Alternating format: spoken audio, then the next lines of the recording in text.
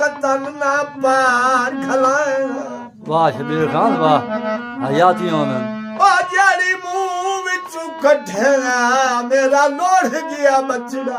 तेरी एक एक शर्त मनाए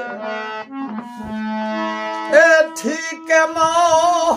तब कोई नहीं टलना वे भावा जितनी मिन्नत कराएगा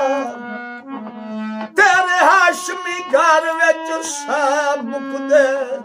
तोड़े फतन ते कबार भी खाए